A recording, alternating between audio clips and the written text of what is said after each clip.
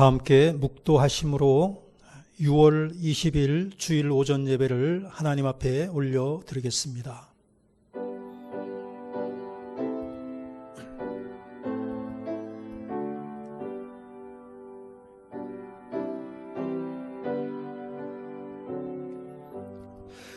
여호와께 감사하고 그의 이름을 불러 아뢰며 그가 하는 일을 만민 중에 알게 할지어다.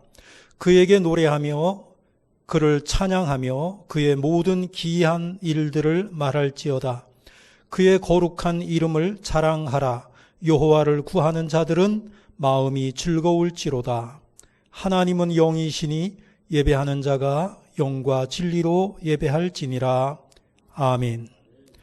찬송과 영광과 경배를 받으시기에 합당하신 하나님, 죄와 허물로 인해 죽을 수밖에 없었던 저희들을 오늘도 십자가의 은혜로 구원하여 주시고 하나님의 자녀로 거듭나게 하심을 감사드립니다.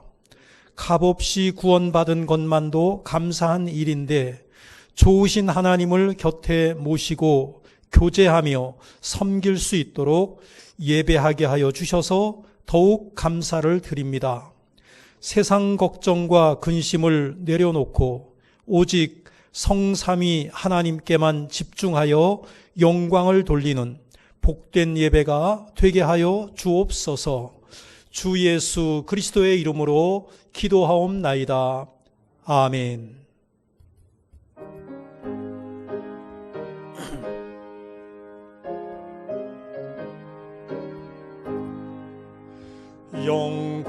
영광의 왕께 다 경배하며 그 크신 사랑 늘 찬송하라. 예부터 영원히 참방패시니 그 영광의 주를 다 찬송하라.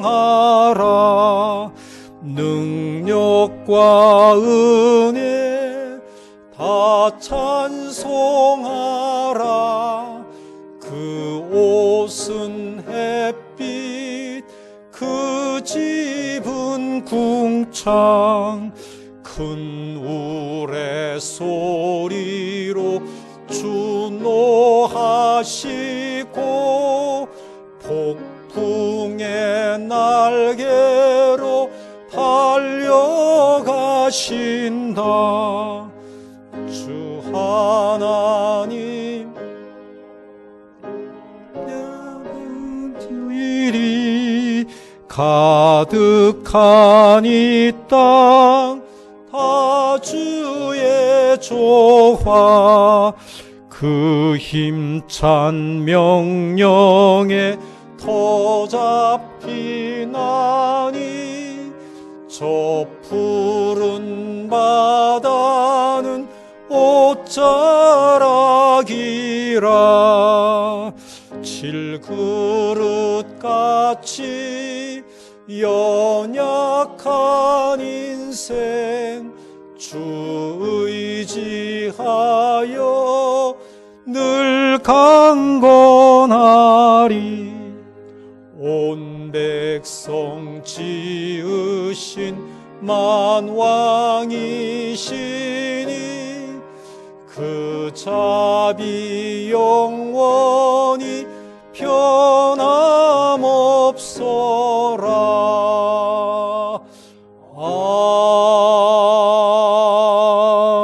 아멘. 하나님이여 찬송이 시온에서 주를 기다려오며 기도를 들으시는 주여 모든 육체가 주께 나아오리이다.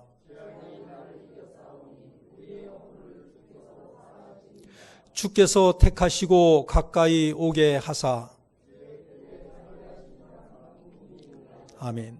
우리가 주의 집 곧 주의 성전의 아름다움으로 만족하리이다. 하나님의 강에 물이 가득하게 하시고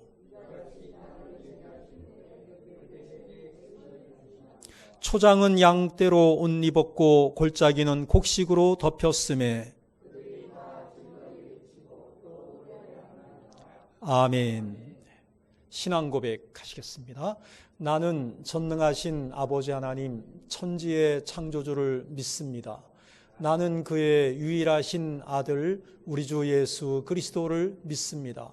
그는 성령으로 잉태되어 동정녀 마리아에게서 나시고 본디오 빌라도에게 고난을 받아 십자가에 못 박혀 죽으시고 장사된 지 사흘 만에 죽은 자 가운데서 다시 살아나셨으며 하늘에 오르시어 전능하신 아버지 하나님 우편에 앉아 계시다가 거기로부터 살아있는 자와 죽은 자를 심판하러 오십니다.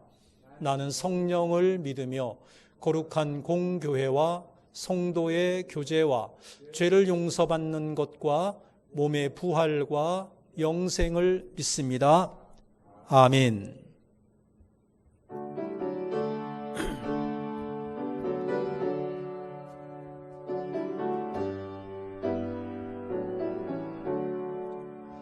예수를 나의 구주 삼고 성령과 피로써 거듭나니 이 세상에서 내 영혼이 하늘의 영광 누리도다.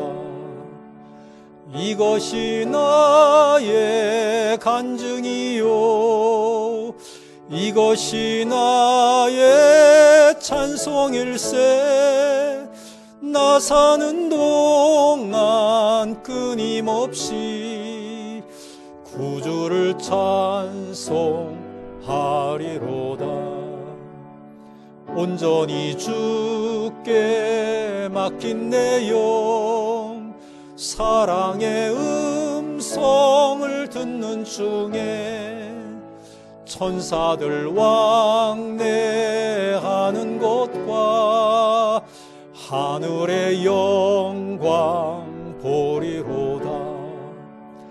이것이 나의 찬증이요 이것이 나의 찬송일세. 나 사는 동안 끊임없이 구주를 찬송하리로다. 주 안에 기쁨 누림으로 마음의 풍랑이 잔잔하니 세상과 나는 간 곳 없고 구속한 주만 보이도다. 이것이 나의 간증이요 이것이 나의 찬송일세. 나 사는 동안 끊임없이 구주를 찬송하리로다.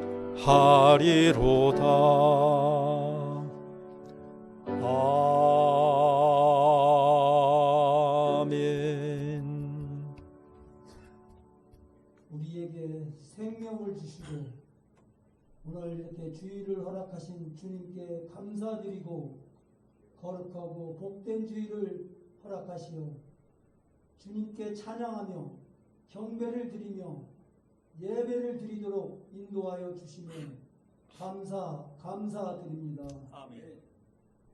주님의 사랑 안에서 자유함을 주시고 주님의 자녀로 살아가게 하셨음을 감사하고 주님께 찬양과 기도를 드립니다.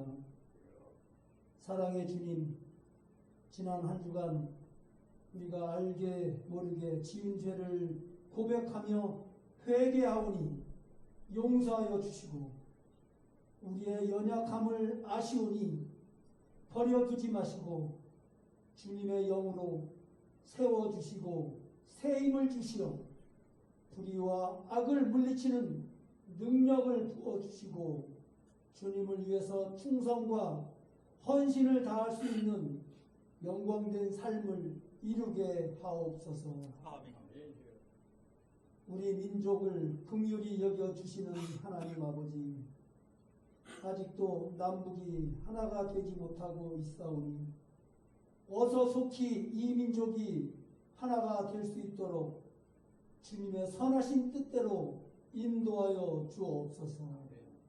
6월 호국의 달을 맞아 호국의 영령들이 나라와 국민의 미래를 편안케 하기 위하여 목숨 바쳐 이 나라를 하나님의 도우심으로 나라를 구하시고 잠들어 계신 고귀한 희생을 감사드리오며 오늘도 우리를 평화로운 마음으로 지켜주시니 진심으로 감사드립니다. 하나님 아버지, 이 나라를 위해 기도합니다.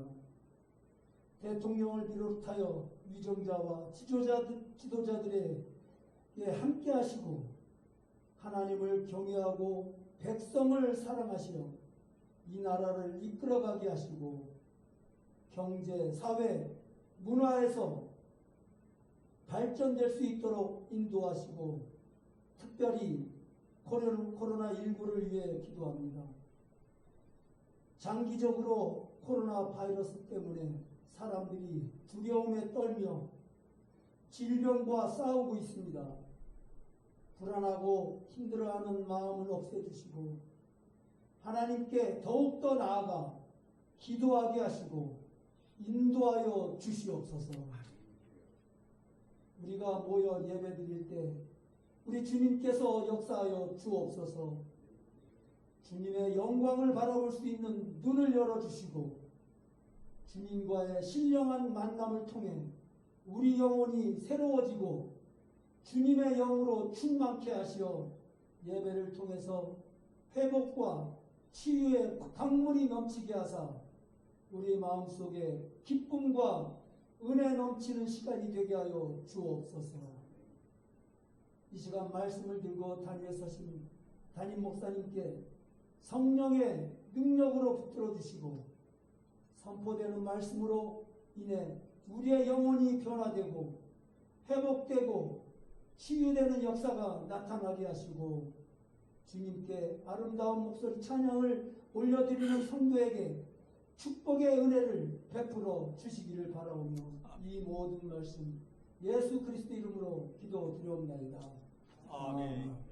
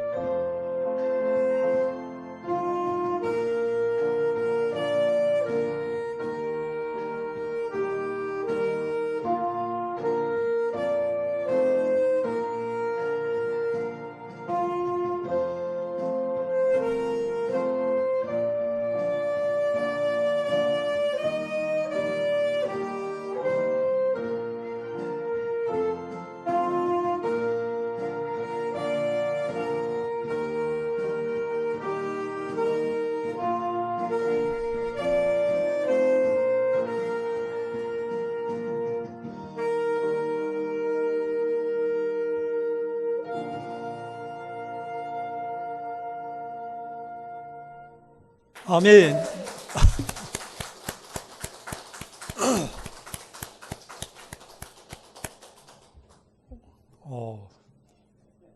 놀랐습니다.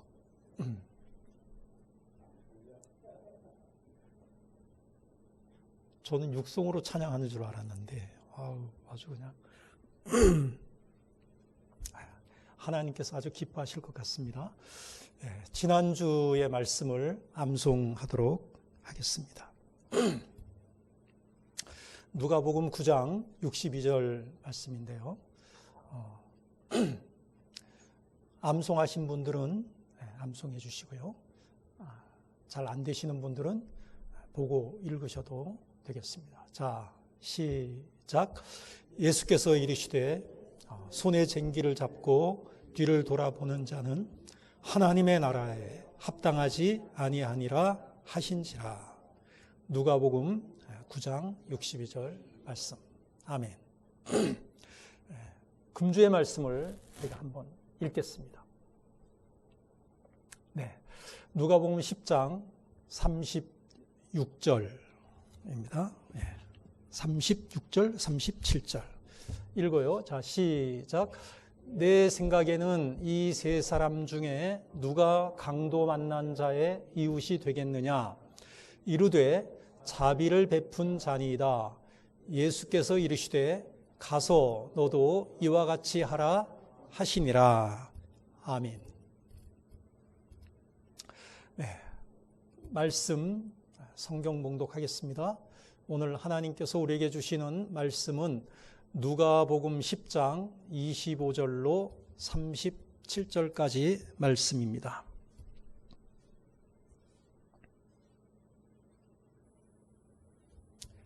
함께 교독하시겠습니다. 어떤 율법 교사가 일어나 예수를 시험하여 이르되 선생님, 내가 무엇을 하여야 영생을 얻으리까?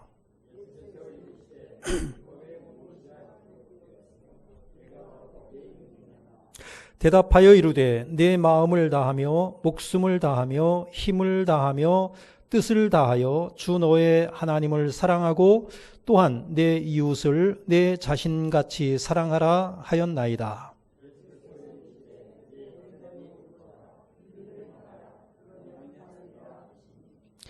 그 사람이 자기를 옳게 보이려고 예수께 여짜오되 그러면 내 이웃이 누구니까?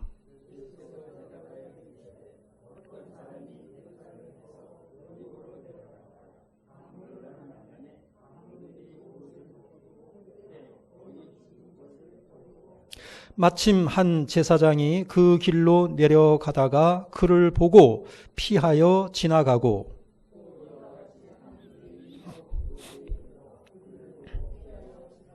어떤 사마리아 사람은 여행하는 중 거기 이르러 그를 보고 불쌍히 여겨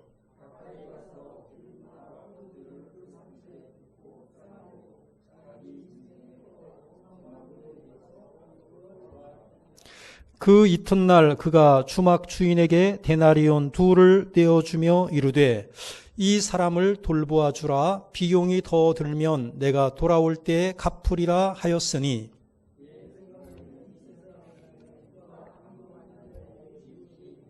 네, 37절 함께 읽습니다. 이르되 자비를 베푼 자니이다. 예수께서 이르시되 가서 너도 이와 같이 하라 하시니라. 아멘. 진정한 이웃이라는 제목으로 함께 은혜를 나누기를 원합니다. 한 율법 교사가 예수님께 나와서 질문을 합니다. 율법 교사니까요. 이분은 성경에 대해서는 박사겠죠. 율법 교사니까. 하나님의 말씀을 가르치는 사람이잖아요. 가르치는 사람이니까 성경에 대해서 정말 아주 모르는 것이 없을 정도로 그런 사람인데 이런 사람이 지금 젊은 청년 예수에게 질문을 하고 있는 것이죠. 뭐라고 질문을 하느냐 하면은 이렇게 질문을 하는 거예요.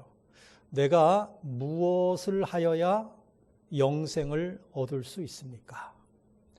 내가 무엇을 하여야 영생을 얻을 수 있습니까? 이런 질문. 여러분, 영생을 얻기 위해서는 어떻게 해야 되죠? 영생을 얻기 위해서 어떻게 해야 되죠? 우리가 지금 알고 있는 그것은 뭐냐면 예수 믿음으로 구원을 받습니다. 구원이 영생이거든요. 예수를 믿음으로 구원받는 것이죠. 우리가 무엇을 하는 걸로 구원을 받는 것이 아니라 지금 이 율법 교사의 질문은 저는 좀 적절치 않다고 생각을 합니다. 이렇게 질문을 했으면 모르겠어요. 내가 영생을 얻은 자로 어떻게 살아야 되겠습니까? 아마 이렇게 질문을 했다면 적절한 질문이라고 생각이 됩니다. 여러분은 어떻게 생각하시나요? 우리가 구원을 받고 영생의 길을 걸어가는 비결이 뭐냐면은 예수 믿음으로, 예수님께서 2000년 전에 십자가에 달려 죽으신 그 사건으로 인해서 나의 모든 죄의 문제를 해결해 주셨기 때문에 죄의 문제가 해결된 사람은 구원받은 사람이에요. 그래서 내가 영생을 얻은 자로 어떻게 살아야 하겠습니까? 라고 질문하는 것이 저는 아주 바른 질문이라고 생각하는데, 이 율법 교사는 어떻게 하여야, 무엇을 하여야 영생을 얻을 수 있습니까? 이 말은 뭐냐면 아직 내가 영생을 얻지? 이 율법 교사는 뭐예요? 내가 지금 아직까지 영생을 얻지 못했다? 이렇게 생각하고 있는 거죠. 뭘 내가 해야 됩니까? 이렇게 질문하는 거예요. 거기에 대하여서 예수님께서 이렇게 질문을 하죠. 되질문을 하는 거예요. 성경에 뭐라고 기록되어 있냐? 왜? 이 사람은 성경 박사니까, 율법 교사니까 성경에 뭐라고 기록되어 있냐? 그러니까 율법 교사니까 줄줄줄줄 나오는 거예요. 그 말씀이 이제 신명기 6장 5절 말씀을 딱 얘기하는 거예요. 목숨을 다해가지고 하나님을 사랑하고 그 다음에 이웃을 사랑하라고 성경에 기록되어 있습니다. 그러니까 예수님이 하시는 말씀이, 가서 너도 이와 같이 하라. 너도 그렇게 해.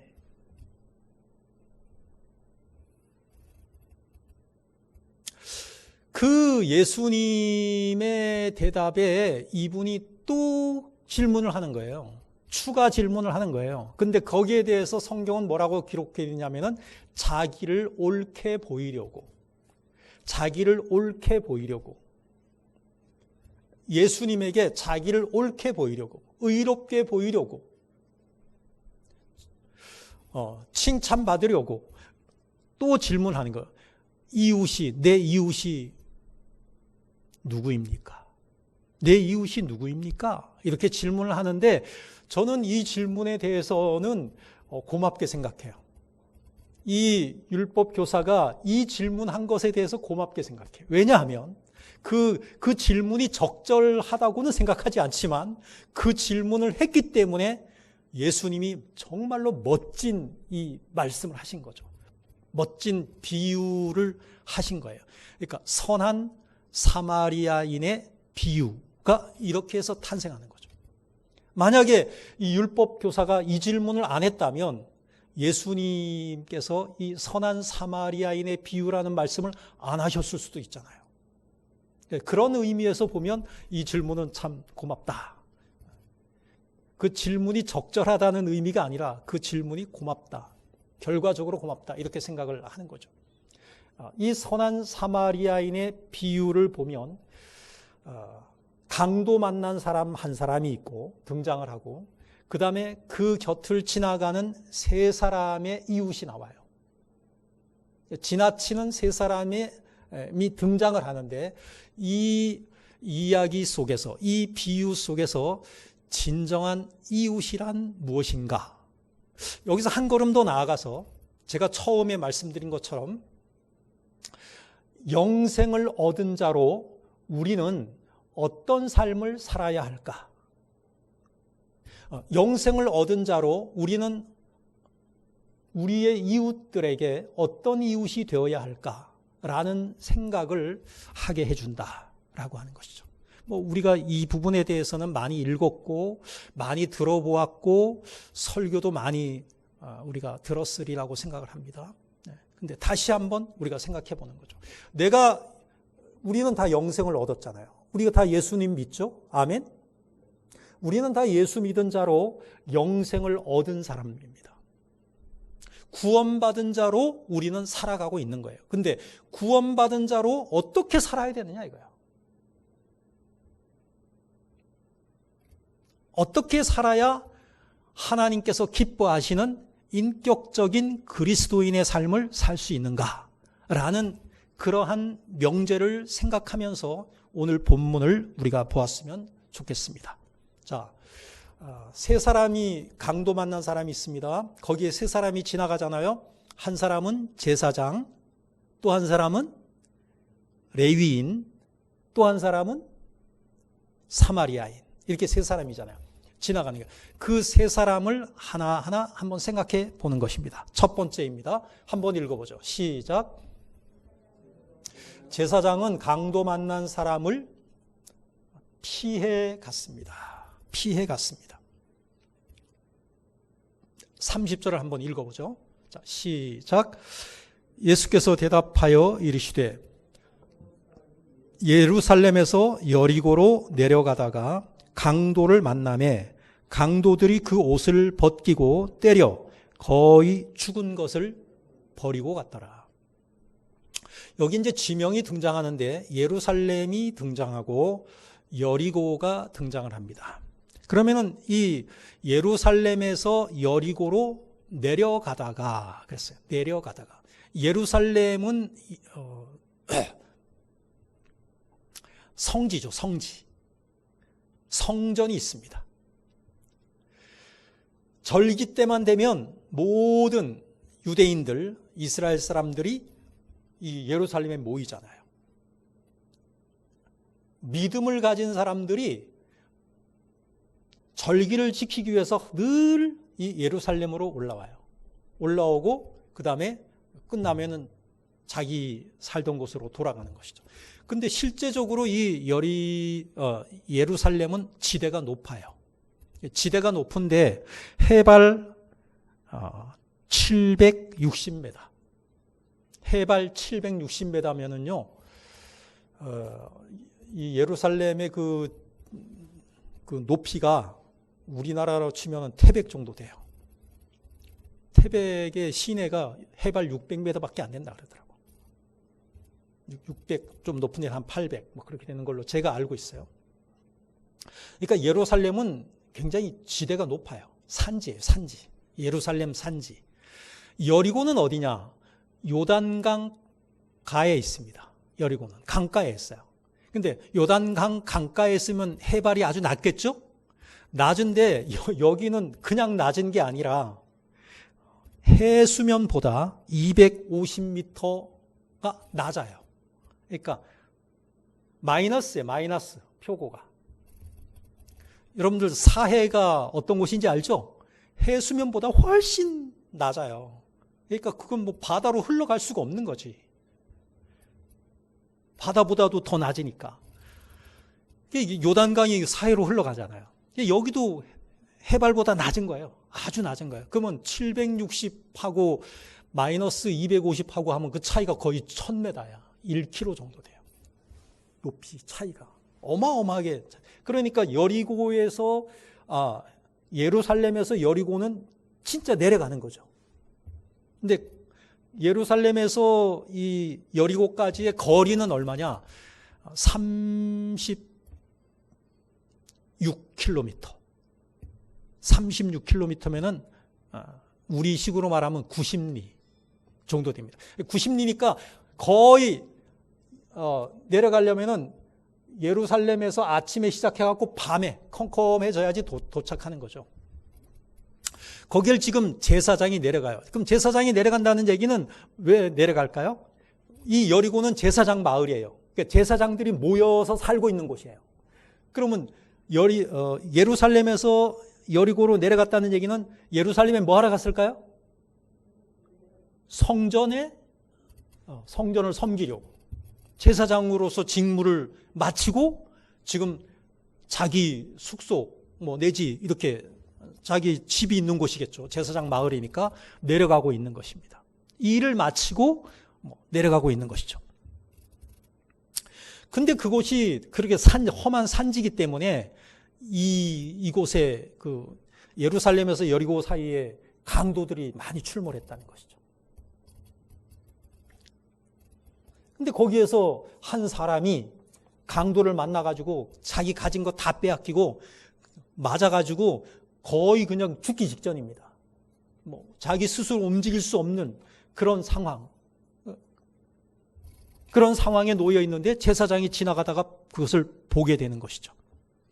피투성이가 된 채 제대로 움직이지도 못하는 그냥 거의 꿈틀거리고 있는 그러한 이 강도 만난 이 이웃을 보고 그냥 버려두면 죽을 수밖에 없는 상태임에도 불구하고 누군가가 도와주지 않으면 살 수 없는데도 불구하고 제사장이 지나가고 있는 거죠. 31절을 한번 읽어보죠. 읽어봐요. 시작. 마침 한 제사장이 그 길로 내려가다가 그를 보고 피하여 지나가고. 왜 피해 갔을까? 여러 가지를 우리가 생각하고 있는 것이죠. 제사장이면은 종교 지도자입니다. 요즘 말로 하면은 목사 정도는 돼야 되지 않을까? 목사나 신부, 불교로 말하면은 스님 정도 돼야 되지 않겠어요? 그런 종교 지도자입니다. 지도자인데 지나가는 거예요. 그 제사장은 이렇게 생각을 했을 거예요. 이웃을 사랑하기를 내 몸과 같이 하라. 이런 성경 말씀이 있잖아요. 그건 너무 기본이잖아요. 그런 것이 왜 생각이 나지 않겠습니까? 그럼에도 불구하고 양심의 질책을 받음에도 불구하고 그냥 지나가는 거예요. 왜 지나가는가? 이렇게 생각하는 거예요. 자기 합리화라는 게 있어요. 자기 합리화. 뭐냐면 나는 제사장이야. 뭐죠? 죽은 사람을 만지게 되면 어떻게 된다? 7일 동안 부정하게 된다. 그러면 나는 하나님의 일을 할 수가 없다. 나는 지금 내려가야 되는데 지금 집에 가면은 거기에서도 나는 모임이 있어. 제사장들 모임이 있고 또 금식도 내가 해야 되고 할 일이 나는 많은 사람인데 나는 바쁜데. 최근에 제가 읽고 있는 책에서 보니까 아펜젤러 선교사님이죠. 그분이 감리교 최초의 목사예요. 우리나라에 오신 분이에요. 선교사로. 근데 그분이 40대에 죽더라고요. 왜 죽게 되었냐 봤더니 배를 타고 목포로 가고 있는 거예요. 군산 앞바다에서 자기가 타고 있는 배가 일본 상선과 충돌을 해요. 일본 상선과 충돌을 하니까 이제 다 물에 빠졌겠죠. 근데 이분은 살 수 있는 기회가 있었던 것 같아요. 그런데 한 어린 아이가 물에 빠져 있는 것을 보고 뛰어들죠. 그래서 그 아이를 구하고 본인은 익사, 그래서 순직이라고 얘기하더라고요. 젊은 나이에 죽게 되는 것이죠. 장로교 선교사로 최초에 오신 제임스 홀 그분은 또 병자를 우리나라에 그 당시에 폐결핵이 많았어요. 폐결핵 환자들이. 그 폐결핵 환자를 돌보다가 자기 몸을 돌보지 못해서 본인이 폐결핵에 걸려서 죽습니다.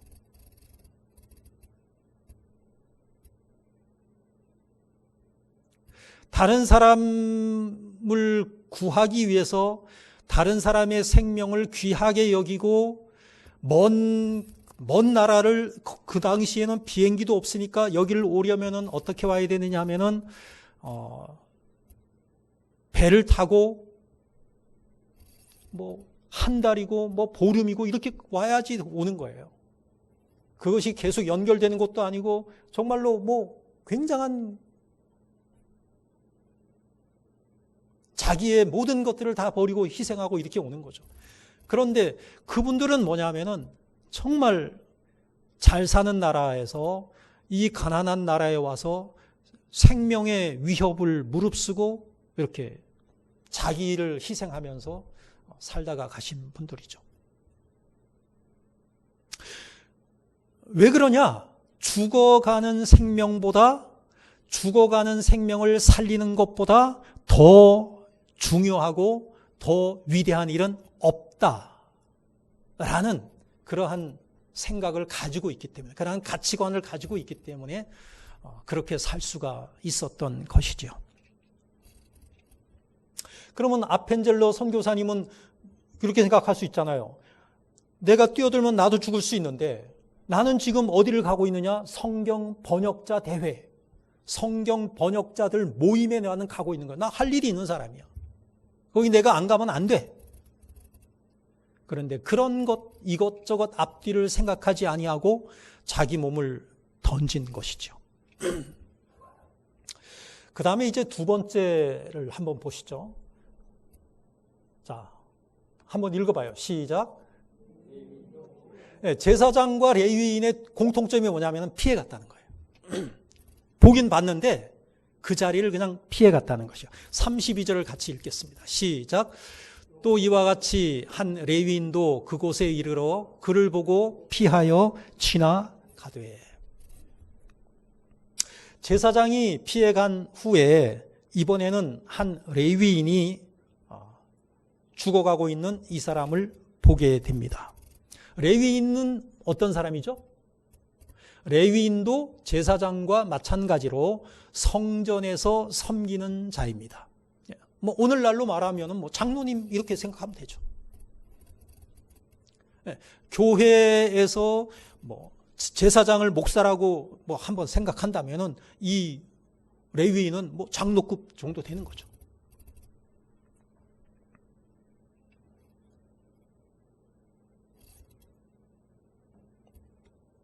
그런데 이 사람도 그 자리를 지나간 거야. 내가 아니더라도 누군가가 도와주겠지. 뭐 이런 생각하는 것이죠.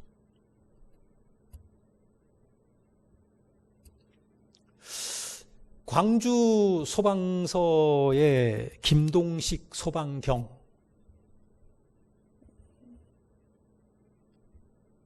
쿠팡 물류 창고에서 화재가 났어요. 거기에 뛰어든 거죠.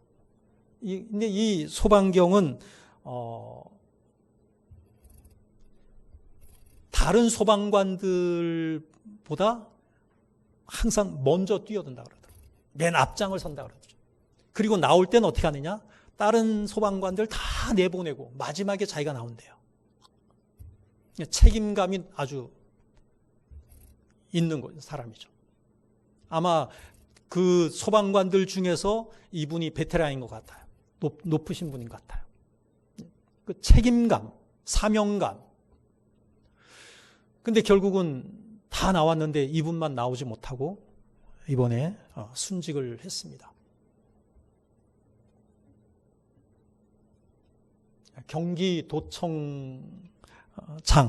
경기도청장으로 장례를 치른다. 뭐 그런 이야기가 있더군요.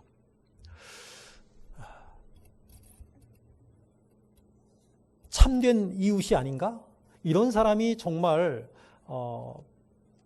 인격적이고 바르게 살려고 애쓰는 사람이 아닌가? 이런 생각을 한번 해보죠. 이 레위인이 성전에서 섬기는 자로 정말로 열심히 살았겠죠. 열심히 살았는데 이 사람도 제사장과 똑같이 그냥 지나가는 거예요. 이런저런 생각을 했을 겁니다. 내가 이 사람을 도와주다가 이 사람을 해친 그 강도가 나까지 해치지 않을까? 그냥 나라도 살아야 되지 않을까? 해서 그냥 피해 간 거예요. 그 다음에 이제 마지막 세 번째입니다. 이게 이제 가장 중요한 부분이죠. 한번 세 번째로 가보겠습니다. 읽어봐요. 시작. 사마리아인은 강도 만난 자를 돌보아 주었습니다. 피해가지 않았다는 것이죠. 33절에서 35절까지를 같이 한번 읽어보겠습니다. 시작. 어떤 사마리아 사람은 여행하는 중 거기 이르러 그를 보고 불쌍히 여겨 가까이 가서 기름과 포도주를 그 상처에 붓고 싸매고 자기 짐승에 태워 주막으로 데리고 가서 돌보아 주니라. 그 이튿날 그가 주막 주인에게 데나리온 2를 내어 주며 이르되 이 사람을 돌보아 주라. 비용이 더 들면 내가 돌아올 때에 갚으리라 하였으니. 사마리아인입니다. 여러분들, 사마리아 사람은 유대인이 아닙니다.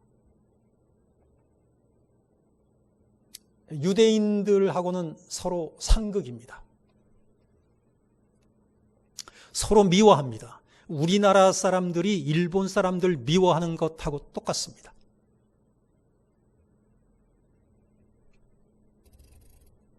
그런데 이 사마리아 사람은 성전에서 일하는 사람이 아닙니다.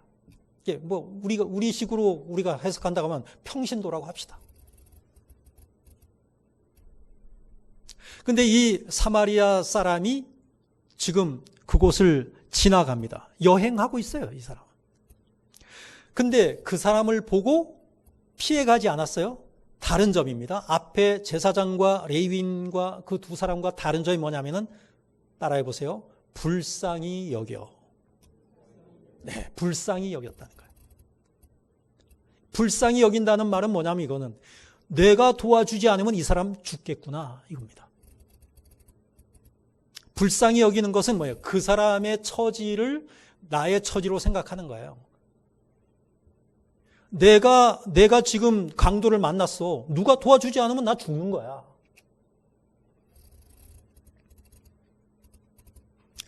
유대인들을 만나면은 서로 증오하는 사이임에도 불구하고 이 사마리아 사람은 이 강도 만난 이 유대인을 바라보고 아이고 잘 됐네, 이렇게 생각할 수도 있는 거예요. 아주 나쁜 마음을 먹으면은 꽃이다, 이렇게 볼 수도 있는 거예요. 내가 미워하는 사람이니까. 그런데 그는 그렇게 생각하지 않았고 그 사람을 보고 불쌍히 여겼다 그랬어요. 내가 이 사람을 돌보다가 이 사람은 이렇게 가까이 갔다가 나도 강도 만날 수도 있잖아요. 그런 거 생각하지 않았다는 것이죠. 누군가가 도와주라고 옆에서 지켜보고 있는 것도 아니었잖아요. 억지로 하지 않았어요. 스스로 그는 다가갔고요. 그리고 자원해서 이 강도 만난 사람을 돌보아 주었다라고 하는 것입니다. 가까이 갔습니다. 그리고 자기가 가지고 있는 기름과 포도주를 부었어요. 상처에다가. 응급처치라고 할 수 있겠죠. 그리고 싸맸다 그랬어요. 그리고 자기가 데리고 가고 있던 짐승에 태웠다 그랬어요. 아마 이 사마리아 사람은 자기가 타고 가던 짐승이었을 겁니다. 자기가 타고 가던 그 짐승에서 스스로 자기가 내렸고 이 환자를 그 짐승에 태웠고 자기는 고삐를 잡고 걸어갔을 것입니다. 그리고는 주막에 들르게 되었어요. 밤새도록 이 사람을 간호해 주었어요. 그 다음 날이 되었어요. 나도 가야 할 길이 있으니까. 근데 이 사람은 상처가 심하기 때문에 움직일 수 없잖아요. 그래서 주막 주인에게 부탁을 합니다. 얼마를 주고? 2데나리온을 주고. 2데나리온이면은 성인 남자의 이틀치 품삯입니다. 우리가 그냥 하루에 품삯이 얼마인지 잘 모르겠는데 10만 원으로 보면은 이틀치 품삯이가 20만 원이고 하루 품삯이 20만 원이라면은 40만 원이 되겠죠. 그것을 그 사람에게 줘요. 그러면서 이 사람을 좀 돌봐 달라고. 혹시 치료비가 더 들면, 이 사람을 이렇게 돌보는 비용이 더 들면 내가 다음에 올 때 갚겠다고. 그리고 그는 자기가 가야 할 길을 가게 됩니다. 얼마나 책임감 있는 그러한 행동입니까?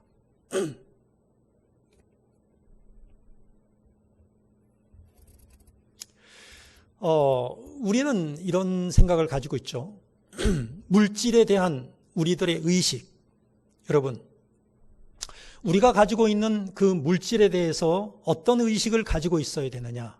우리는 내 거야, 내가 고생해서 번 거야, 이렇게 우리가 생각하잖아요.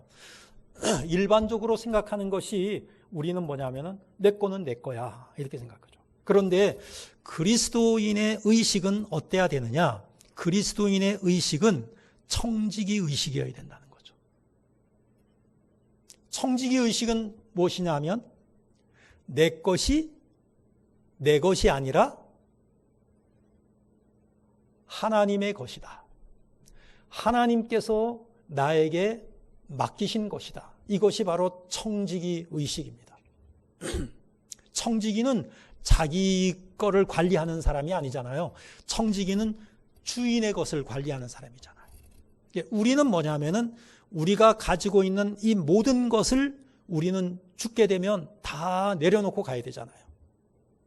다 내려놓고 간다는 얘기는 내 것이 아니라는 거예요. 이 사마리아인은 평범한 사람이었지만 청지기 의식을 가지고 있는 거예요.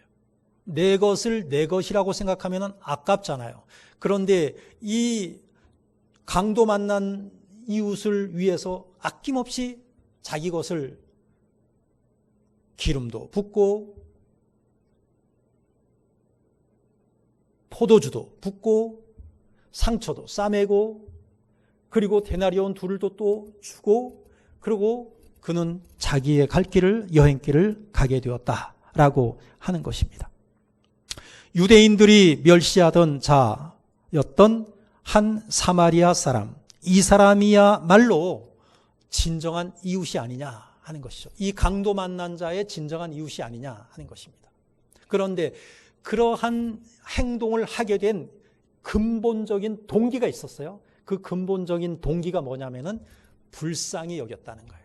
저는 이 불쌍히 여겼다라는 이 말에 상당히 그 은혜를 받는데, 하나님께서 우리를 불쌍히 여기시지 않으셨다면 예수님을 이 땅에 보내셨을까요?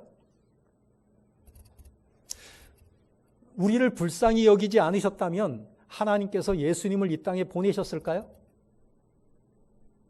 자, 하나님께서 말씀을 주셨어요, 우리에게. 말씀 이렇게 살아라고. 말씀을 주셨는데 그 말씀대로 살지를 못하는 거예요.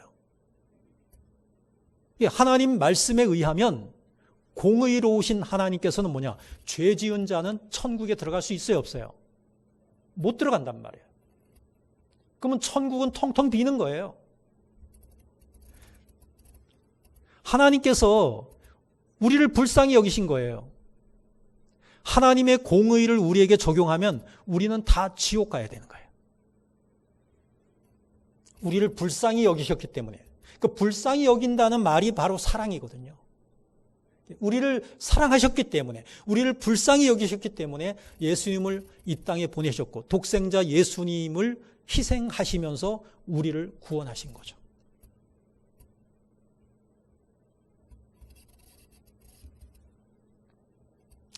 불쌍히 여기는 마음이 하나님께서 우리에게 주시는 마음입니다. 불쌍히 여기는 마음이 있기 때문에 우리가 사랑할 수가 있는 것이죠. 이 사랑이라고 하는 것은 인간만이 가지고 있는 속성이라고 그러잖아요. 그런데 그렇지도 않은 것 같아. 인간만이 가지고 있는 거예요. 이 불쌍히 여기는 마음은 우리만 갖고 있는 거예요. 인간만이 가질 수 있는 거예요. 그런데 뭐 이런 얘기가 나오더라고요. 어떤 사람이 강아지를 키우고 있어요. 강아지를 키우고 있는데 어느 날 강아지가 없어진 거야. 강아지를 막 찾으러 갔어. 그랬더니 연못에서 강아지가 헤엄을 치고 있는 거야. 그래서 강아지가 왜 헤엄을 치고 있냐 그랬더니 그 강아지 옆에 아기 사슴이 있는 거예요. 아기 사슴이 물에 빠져 있는데 이 강아지가 그 아기 사슴을 구하고 있는 거예요. 그래서 육지로 올라와요. 육지로 탁 이제 아기 사슴을 이 강아지가 구해놓고는 그 아기 사슴을 자기 새끼처럼 다 핥아줘요. 그걸 동영상으로 다 찍었어. 다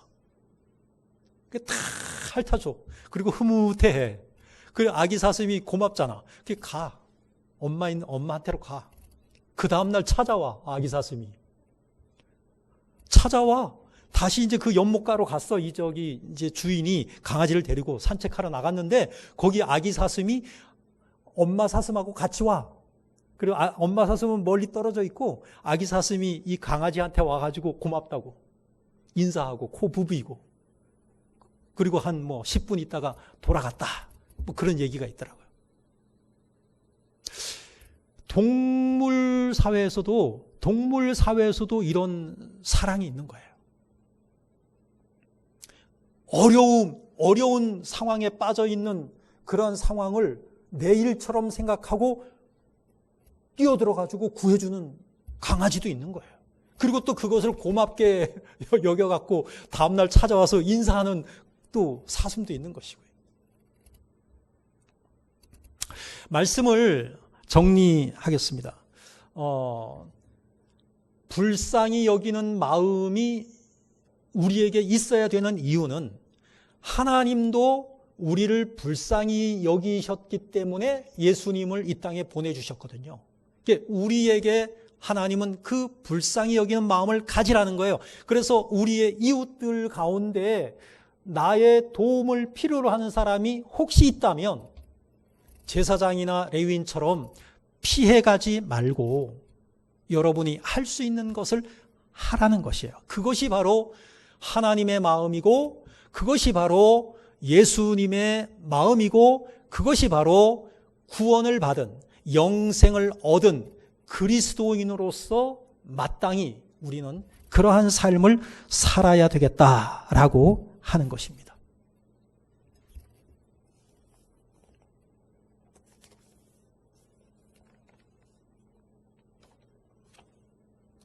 불쌍히 여기시는 마음이 예수님께서 있으셨기 때문에 지치고 피곤한 중에서도 그는 사마리아 여인을 찾아가서 우물가에서 그 여인에게 도움을 주었고요.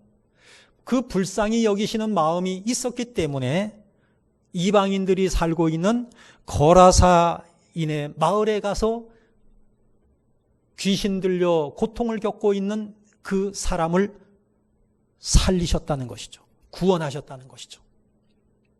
우리도 여전히 죄로 말미암아 고통하고 이런저런 이유로 어렵게 고난 가운데 있는 우리들의 이웃에게 선한 사마리아인과 같은 그러한 진정한 이웃이 될 수 있었으면 좋겠습니다.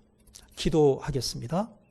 하나님 아버지, 사마리아인의 삶 속에 드러난 선행처럼 하나님과 이웃을 귀하게 여기는 삶, 어려운 이웃을 만났을 때 불쌍히 여기는 주님의 마음을 갖게 하여 주옵소서.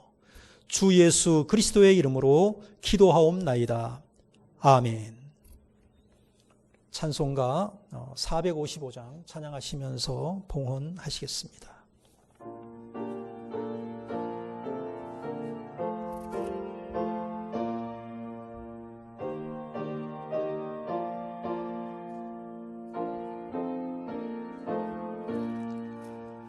주님의 마음을 본받는 자, 그 맘에 평강이 찾아오면 험악한 세상을 이길 힘이 하늘로부터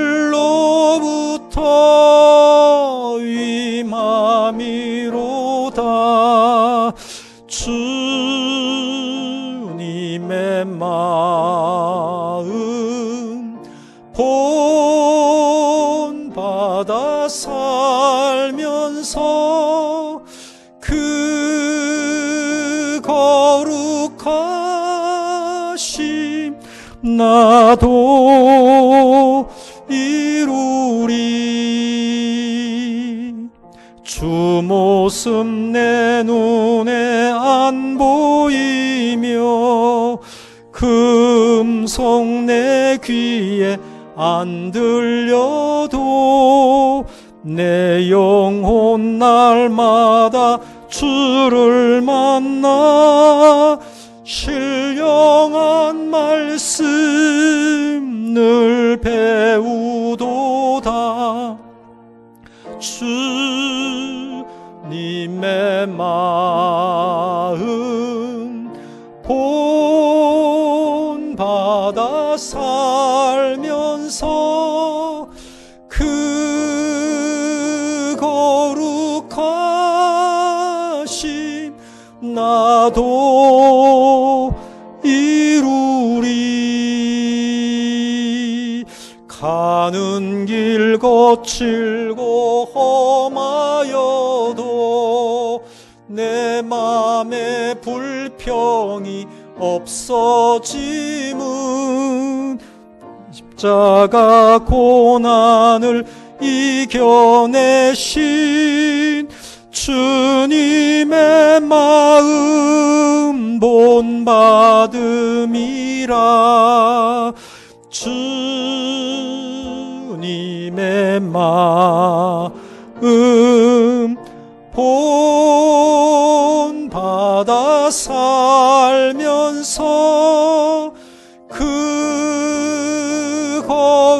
거룩하심 나도 이루리.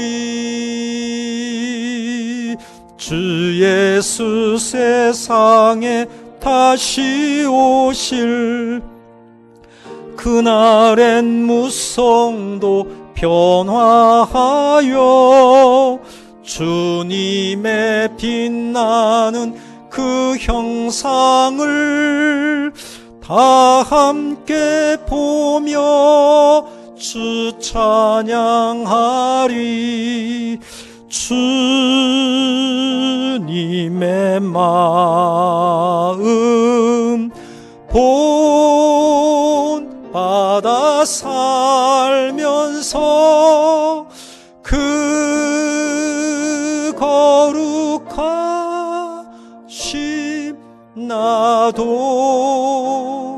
이루리. 하나님, 은혜를 감사드립니다. 우리들을 죄 가운데서 구원하여 주시고 하나님의 자녀 삼아 주셔서 거룩한 주일을 잊지 아니하고 주님 전에 나와 예배하며 하나님께 영광 돌려 드릴 수 있도록 은혜 베풀어 주셔서 감사드립니다. 하나님의 은혜에 감사하는 마음을 담아 귀한 예물을 주님 앞에 올려 드려오니 주님께서 기쁘시게 받으시는 예물 되기를 원하오며, 아버지 하나님, 드린 손길마다 하나님께서 복을 넘치도록 주셔서 그것을 가지고 더욱더 하나님을 사랑하고 이웃을 사랑하는 일에 귀하게 쓰임받을 수 있도록 은총을 베풀어 주시옵소서. 하나님께 드려진 예물들이 쓰여져야 할 곳에 바르게 쓰여지게 하시고 30배, 60배, 100배의 결실을 거두어 하나님 앞에 돌려드릴 수 있도록 은혜를 베풀어 주시옵소서. 감사하오며 주 예수 그리스도의 이름으로 기도하옵나이다. 아멘. 교회 소식을 전해드리겠습니다. 치유와 감동과 축복이 있는 원당 제일교회 나오심을 진심으로 환영합니다. 6월은 영성의 달, 성령 충만의 달입니다. 우리가 영적 존재입니다. 기도와 말씀 묵상으로 영적인 훈련과 성품 개발에 더욱 전념하는 그런 6월이 되도록 힘쓰시기를 바랍니다. 코로나19 때문에 여전히 우리가 비대면 예배를 드리고 있습니다. 참고하시고요.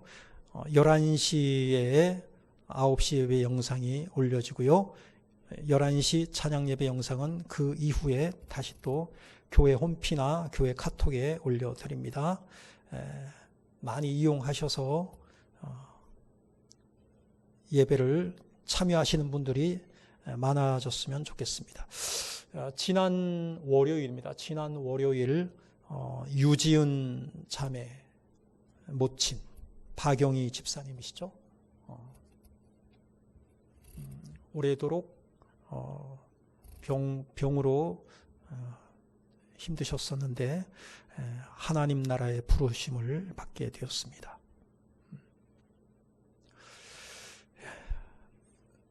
또 우리 민문우 권사님이 지금 병원에 입원해 있더라고요. 여러분들 장염으로 지금 입원해 계신 걸로 알고 있는데 전화 좀 방문은 안 되니까 전화로 이렇게 좀 걸어서 위로해 주시고 기도해 주시면 감사하겠습니다. 목회를 위한 기도 제목 여러분들 참고해 주시고요. 다 함께 일어나셔서 파송의 찬송 부르신 후에 축도로 예배를 마치겠습니다.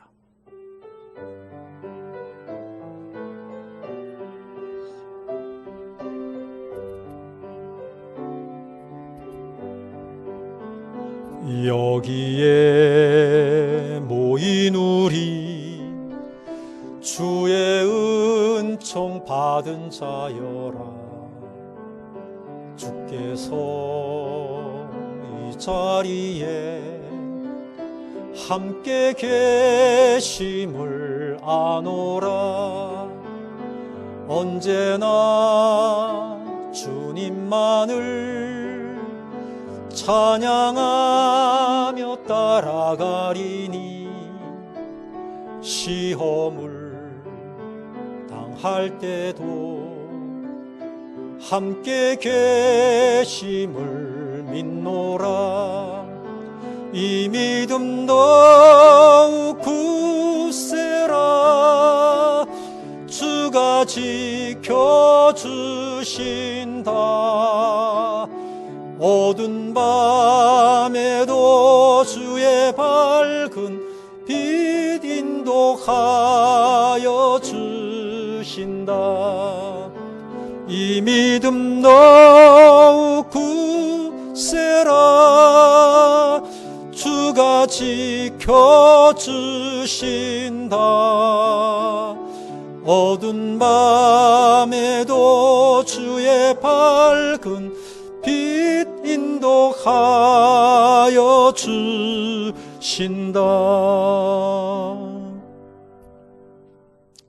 지금은 우리 구주 예수 그리스도의 은혜와 아버지 하나님의 사랑과 성령의 인도하심이 거룩한 주일을 하나님께 나와 예배하며 하나님께서 우리에게 주신 말씀을 의지하여 우리의 이웃들에게 진정한 이웃, 그들의 어려움과 고통을 나의 것으로 받아들이고 불쌍한 마음, 주님의 마음을 가지고 그들을 사랑하며 섬기는 일에 귀하게 쓰임받기를 소원하며 새롭게 다짐하며 돌아가는 우리 모든 성도들에게 이제로부터 영원토록 함께 있을지어다. 아멘.